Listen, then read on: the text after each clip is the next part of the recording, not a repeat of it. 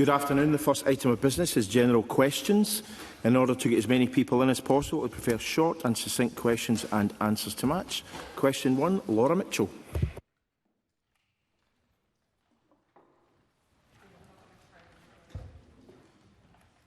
It's okay, we've all done it. To ask the Scottish Government what action it is taking to reduce waiting times for patients in Murray. Cabinet Secretary Angela Constance. Presiding Officer, my commitment to tackle long waits is unwavering. To date this year, we have invested an additional £100 million to increase capacity and support boards, including NHS Grampian, to build on the progress we have made in reducing long waits. We have made real and sustained progress nationally, with waits over 52 weeks for new outpatient appointments falling for 11 consecutive months and inpatient and day case waits reducing for 15 months in a row. Since July 2025, new outpatient waits over a year have fallen by around 76% and inpatient and day case waits by around 47%. Laura Mitchell. I'm grateful to the Cabinet Secretary for that answer, and I do recognise the progress that has been made in recent months to tackle the longest waits for secondary care patients. However, I've been contacted by several constituents who continue to face lengthy waiting times for orthopaedic surgery. Can the Scottish Government set out what the action is being taken and how it is supporting NHS Grampian to ensure that waiting times in Murray are coming down for those on orthopaedic waiting lists? Cabinet Secretary. Presiding Officer, orthopaedics remains a priority as we continue to focus on the reduction of long waits, which did see the inpatient day case waits of over 52 weeks reduced by almost half. We are also increasing orthopaedic capacity through our national treatment centres, including NHS Golden Jubilee, which is now the largest hip and knee replacement centre in the UK. And alongside this, we are working very closely with NHS Grampian to maximise local capacity, improve theatre utilisation and ensure patients waiting the longest are prioritised. And yesterday I met for the first time the Chief Executive Officer of NHS Grampian and we discussed this amongst other matters also. Question 2, Donald McKinnon. Thank you, Presiding Officer. To ask the Scottish Government whether it will provide an update on the current status of the Barra and Battersea Community Campus project. Minister Ben McPherson. Welcome Donald McKinnon to the Chamber and look forward to working constructively with him and pay tribute to his predecessor Alistair Allen. In answer to the important question, the Barra and Battersea Community Campus project was included in our programme for government and the Scottish Government remains firmly committed to its delivery, working in close partnership with the Council and NHS Western Isles. We have held a number of constructive meetings with the Council and the NHS to progress this important project, and following our meeting in March, partners are now actively developing a business case. We look forward to the project continuing to move forward as quickly as practicable. Donald McKinnon. I thank the Minister for his response, and while I welcome his commitment to the project, it is now 20 years since it was acknowledged that St Brendan's was in need of replacement. The people of Barra and Battersea have had to deal with repeated false starts, delays and broken promises in that time. Meanwhile, Corlin and Yelan Shear has warned that delays are increasing the risks associated with maintaining the existing school buildings, the replacement of which is an important part of the project. Please. I plan to be in Barra tomorrow. Can the Minister give me a timeline for delivery of this project so that I can give my constituents in Barra the reassurance that the long-promised campus project will finally become a reality? Minister. So I underlined our commitment in my first answer and that we're working closely with partners as the majority funder and will consider the business case through a robust assurance and approval processes once it's submitted. Let's not look back.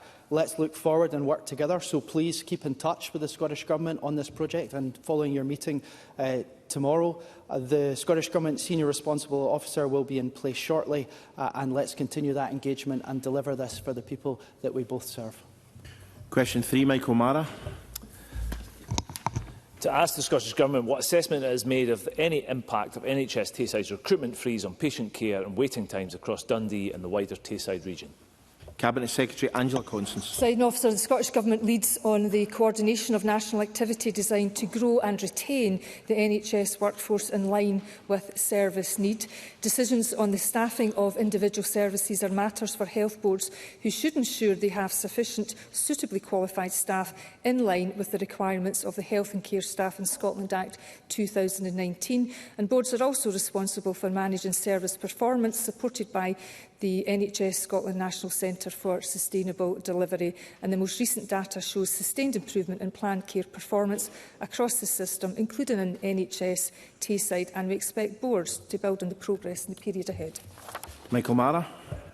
Response deeply disappointing, I have to say. The idea that the government doesn't have any position on a recruitment freeze in NHS Tayside for critical posts involved in care. The Cabinet Secretary should know that there are very significant delays, for instance, in gynaecological care and women's health across NHS Tayside as just one example of many shortfalls. What is the government going to do to make sure that health boards are not put in the position where they're having these widespread recruitment freezes that are impacting on patient care? Cabinet Secretary. Presiding Officer, I do very much appreciate Mr Mara's concerns, if I do nonetheless believe it is somewhat misplaced. He may be relieved to know that NHS Tayside is making very clear progress in specialities, including gynaecology, for example, with weights reducing from 1,348 down to 11. There is also good progress in weights for ophthalmology, and NHS Tayside staff has increased by 9.4% over the last 5 years. Supplementary, Heather Anderson. Thank you, Presiding Officer. I thank Mr Mara for his interest in the waiting times across Tayside and share some of his concerns. However, I'm very conscious that the SNP government has achieved month-on-month reduction in waiting times for 11 months in a row. I'd appreciate it if the Cabinet Secretary could update us on how the Scottish Government will build on this progress and deliver for patients, not just in Dundee, but across Scotland as a whole. Cabinet Secretary. Presiding Officer, we're committed to building on progress. There is always more to do, and since July last year, long waits have fallen significantly, with new outpatient waits of over a year down by 76% and inpatient day case waits of over a year almost half. And this has been underpinned by increased activity delivered by our dedicated staff, including more than 168,000 additional appointments and procedures last year, and a 7% increase in operations over the past 12 months. Question 4, Julie McDougall. Thank you, Presiding Officer. To ask the Scottish Government whether it will provide an update regarding the future of Elmwood campus of Scotland's Rural College in Cooper. Thank you. Minister Ben McPherson. Thank Julie McDougall for raising this important issue. And while the SRUC is an autonomous institution with responsibility for its own decisions in relation to provision and facilities at Elmwood, I would expect SRUC to take into account the needs of students, staff and the wider community. I note that SRUC has stated its commitment to retaining a presence at Elmwood and that there are no plans for a closure of the campus. The Scottish Government also continues to work closely with the tertiary sector to secure a sustainable and successful future through its framework for universities and college sector of the future work streams. Julie McDougall. I thank you for your response. I've recently met with farmers across the region who are seriously concerned about the lack of available opportunities for the next generation of skilled rural workers. Courses covering horticulture, animal care and greenkeeping were unique local offerings at Elmwood. If Elmwood were to permanently close down, young people in Fife and surrounding areas would either have to travel huge distances to study the same courses or maybe completely closed off from learning some of these vital skills. So can the Scottish Government provide assurances that the farmers and young people across my region that these bespoke courses and offerings at Elmwood will be preserved and will do everything in their power to ensure that this campus does remain open and active? Thank you. Minister. So I refer to my first answer, but also recognise that the the Elmwood campus, its importance and consideration about its future is relevant to both skills provision, which was raised by the member, and also the local community. If the member wants to write to me with feedback from their engagement with local farmers, that would be interesting and helpful to see. May I also just emphasise that the SRUC have advised that animal care provision will remain on offer at its other campuses, with horticulture and gamekeeping provision remaining on offer at Elmwood. So it's important that we recognise that, but I would appreciate further engagement. And indeed, I had the pleasure of meeting the campaigners about Elmwood's future in the spring, and they can engage with me further too. Michelle Campbell, supplementary. Thank you, President Officer. First and foremost, I want to thank the Minister for his dedication to this area, and I'm glad to see him return as the Minister. The sustainability of Scotland's college sector is vital in strengthening our skill force and supporting our young people into positive destinations. Having Clyde College in my own constituency and West College in the neighbouring constituency in Paisley, which serves all my constituents as well, can the Minister advise how the Scottish Government is engaging with key stakeholders to ensure that colleges across Scotland remain an accessible pathway?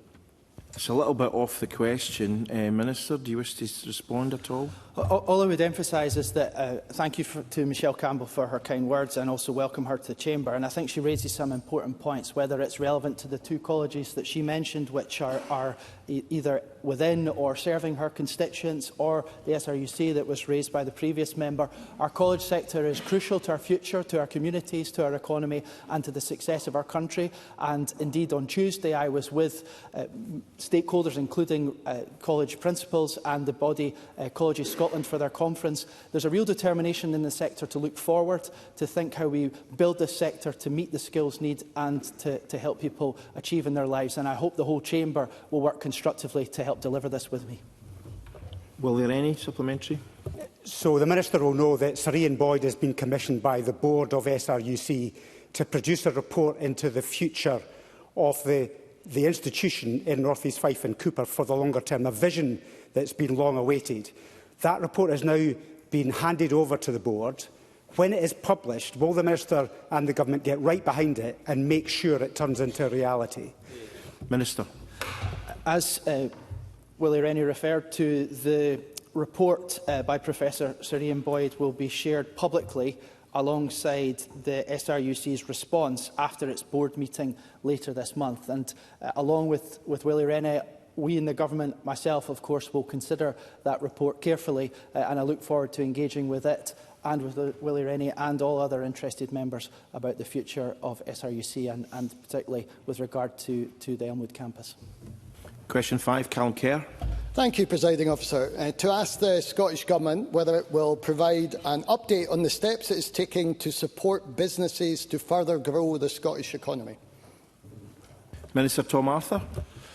While the biggest levers for boosting economic growth remain reserved to Westminster, the Scottish Government is creating conditions for growth and thriving businesses here in Scotland. We are streamlining regulatory processes for business while investing in skills, employability and housing, enabling firms to expand and create jobs. We back innovative and high-growth businesses through programmes like TechScaler, supporting the creation and scaling of tech start-ups. Scotland remains the top UK foreign direct investment location outside of London, recently securing investments like Ryanair's £40 million at Prestwick Airport, creating 450 jobs, and Centre Park's £445 million investment in Hawick, supporting 1,300 jobs. Callum Kerr. I thank the Minister for his comprehensive answer. I also welcome the quick engagement after the election with the CBI and other businesses by the First Minister and Cabinet Secretary and the Minister himself. I've recently been contacted by a constituent who has raised concerns about the interaction between recent property revaluations and the thresholds within the Small Business Bonus Scheme. Now, the scheme has been fantastic for supporting our small businesses, with over 100,000 properties benefiting from 100% relief.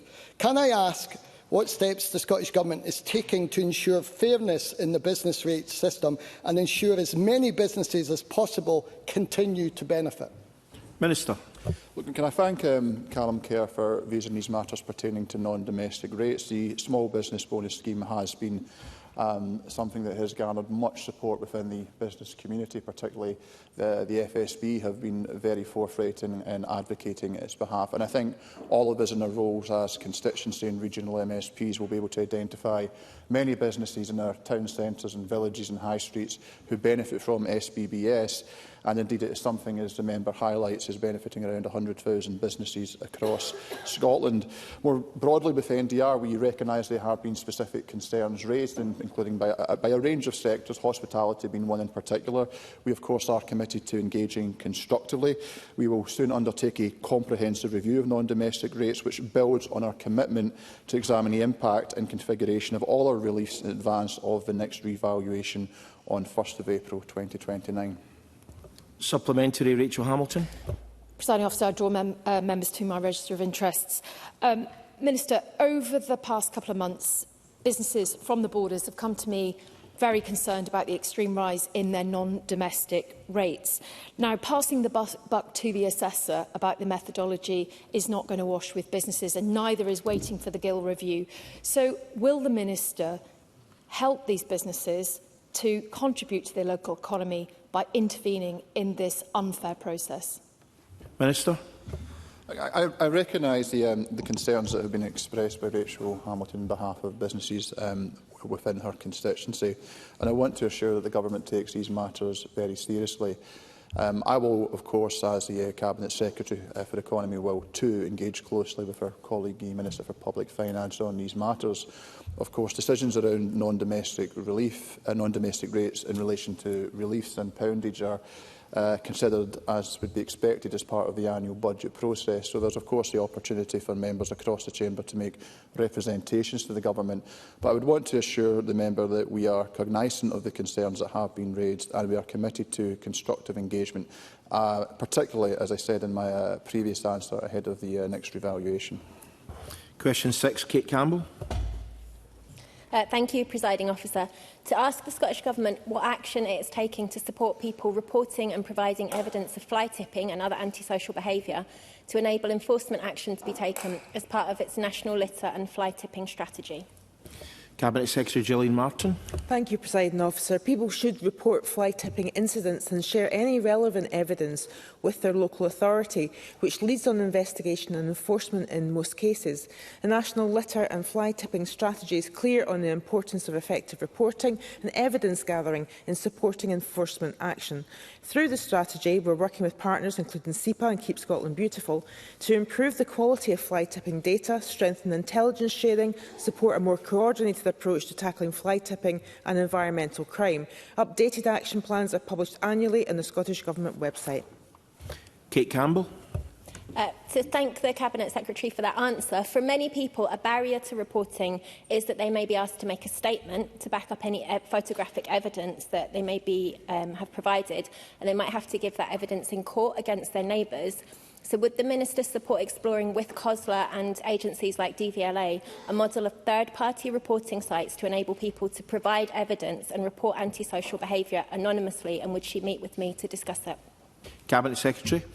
I completely recognise that for some people, and in many instances, concerns about potentially providing a statement or giving evidence in court may act as a barrier to reporting antisocial behaviour. We want to better understand concerns and, where possible, work with partners to address them so people feel able and supported to come forward. There are already routes to provide information anonymously, including Crime Stoppers, where criminal activity is suspected, including large-scale illegal dumping. The Scottish Government will continue to work with local authorities, COSLA and other partners to consider ways to remove those barriers to fly tipping reporting and supporting effective enforcement. Question 7, Bob Doris. To ask the Scottish Government what consideration it is giving to increasing the powers of the police to confiscate and retain e-bikes, e-scooters and quad bikes used antisocially or in connection with criminal offending. Cabinet Minister Kirsten Oswald. Thank you, Presiding Officer, and I'm grateful to Bob Doris for that important question. The Scottish Government is working with Police Scotland to ensure that we implement the manifesto commitment to increase the powers of the police to tackle the antisocial and criminal use of illegal e-bikes and e-scooters. We are reviewing police vehicle seizure and disposal powers, including the retention period. I am committed to doing all we can to support enforcement, and I am open to further legislative action. While the law is already very clear that the police can seize non-compliant or unlicensed e-bikes and e-scooters on public roads, we want to do more to protect the public, and crucially, we continue to urge the UK Government to use their reserved powers in regard to vehicle registration for these vehicles. Bob Doris. Can I welcome the Minister to her place and thank her for that answer? In the last Parliament, I met with ministers on several occasions to raise concerns over the legal use of such vehicles. Hope we continue to have a similar relationship in this Parliament, Minister. I was pleased to see that SNP manifesto commitment. But can the Minister actually tell me the intended consultation to update the police retention and disposal of motor vehicles regulations that was mentioned by the Minister? What stage is that consultation at? And does the Minister agree with me that greater fines and greater powers of retention disposal must be actively considered as a key deterrent for this antisocial behaviour that is impacting on the communities that I represent? Minister. I'm grateful to Bob Doris for his continued interest in this area, and will be very happy to meet with him and indeed meet with members across the Chamber to hear from them, to update them on progress. We do very much understand the concerns that there is, as Bob Doris mentioned, ongoing work and ongoing conversations, including with the police. We're very committed to increasing the powers that the police have to confiscate and retain illegal e-bikes and e-scooters. We will continue that regular meeting process with Police Scotland and partners, and I'm happy to write to Mr Doris with more details as well, if he would find that helpful. Supplementary, Kate Nevins. Thank you to the Minister for their answer. The Workers' Observatory have found that delivery riders in Edinburgh who use e-bikes are frequently the target of racially abusive behaviour, but there is very little public discussion of the exploitative employment practices that force gig workers to race around the city. We also know that people of colour who are overrepresented in this insecure occupation can be subject to racist patterns of policing. What assurances can the Minister give that the use of powers for the police to confiscate e-bikes is subject to Equality's impact assessment to guard against further marginalising already highly marginalised delivery riders? Minister. To Kate Nevins for that question, which I think is an important one and raises one of the complexities which we need to be mindful of in this area. Of course, if anyone has a concern about any kind of illegal activity, or if they feel threatened or unsafe, then they should absolutely contact the police. The police do have specific powers to deal with crime, and will do so, including under the Public Order Act. But the specifics of what Kate Nevins has raised, I think, move into a different area of law. I'm very happy to meet with her to discuss that, and would welcome a further conversation. But the key priority, I think, is for people to make the police aware if they do have any concerns, in order that the police can act. Question 8, Catherine Sangster. Thank you, Presiding Officer. To ask the Scottish Government regarding its policy providing 1140 hours of funded early learning and childcare, what action has been taken to address parental concerns about flexibility and choice in the system? Minister Siobhan Brown. Thank you, Presiding Officer. Flexibility and choice are fundamental to our offer of 1140 hours of funded ELC for all 3- and 4-year-olds. As well as eligible 2-year-olds. The latest ELC census reported uptake by 3- and 4-year-old remains near universal, with a recent survey showing that 90% of parents and carers were satisfied that they'd been offered the flexibility to use funded hours in a way that met their families' need. We know there is more to do, and we will consider how best to ensure childcare offers the flexibility that families need as we develop our plans to expand provision. Catherine Sangster. Thank you for that answer. One of my constituents in Dander Hall has gotten in touch about their difficulties of securing a funded place that's convenient for their working and living arrangements. The only option available to them would mean crossing the infamous Sheriff Hall roundabout 4 times a day. My constituent does need a solution now, not in years to come. So can the Minister reassure my constituent that action will be taken now to resolve the inflexibility in the current system and not wait until we start to expand further? Minister. Yes, I'm not sure of your individual constituents' situation there, or if it is indeed cross local authority perhaps. And this is one of the issues I know that was raised recently in the child care debate several weeks ago. I'm happy to take that on. As we said, we are still working, and we would hope that local authorities moving forward would also work together to ensure that parents and families can get the child care that they need. Question 9, Miles Briggs. Thank you, Presiding Officer. To ask the Scottish Government what further assessment it has made of any impact on the environment following the granting of planning consent for the Berwick Bank offshore wind farm in light of the significant updates and changes to guidance and regulations since consent was granted. Cabinet Secretary Ivan McKee.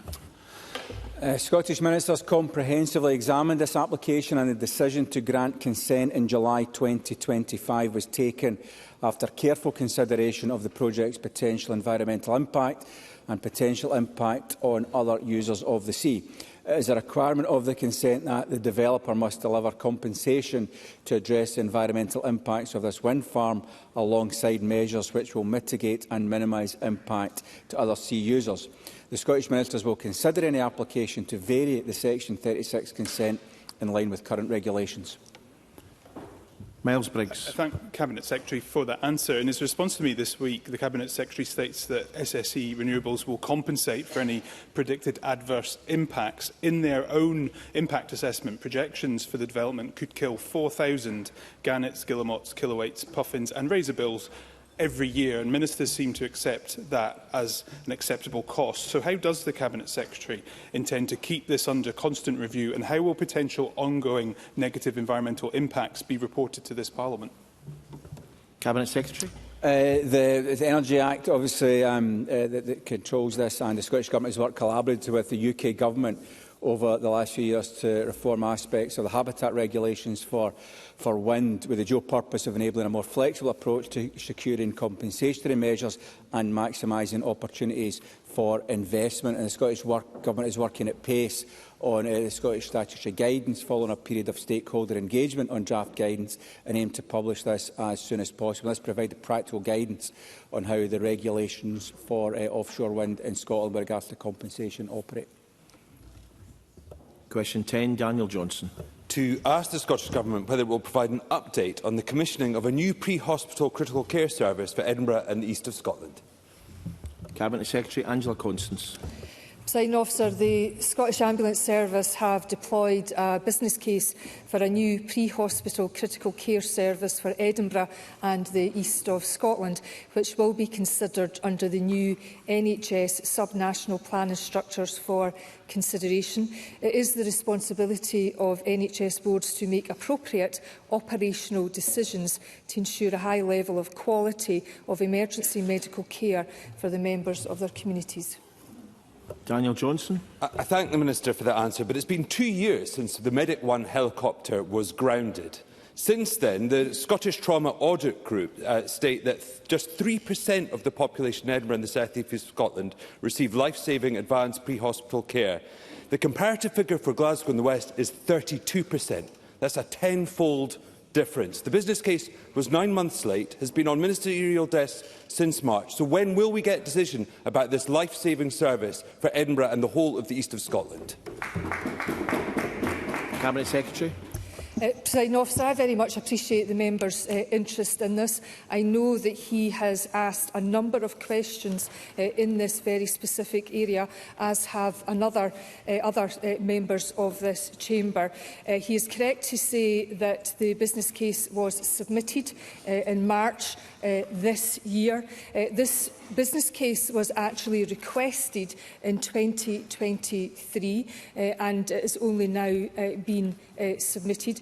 As I said in my original answer, this will be a matter for the Sub-National Planning Board, because they are best placed to make this decision, because the decision has to be consistent with the needs of the population based, and the planning needs to take take place across NHS and territorial boundaries. So this is a very important piece of work, and he will of course recall the quite long history in this matter, which I have looked into, that this was a decision taken by NHS Lothian back in 2024, and it was a decision that neither consulted Scottish Government nor indeed the Scottish Trauma Network. But my expectations remain the same, that NHS boards all have to ensure that high level of emergency medical care for their communities.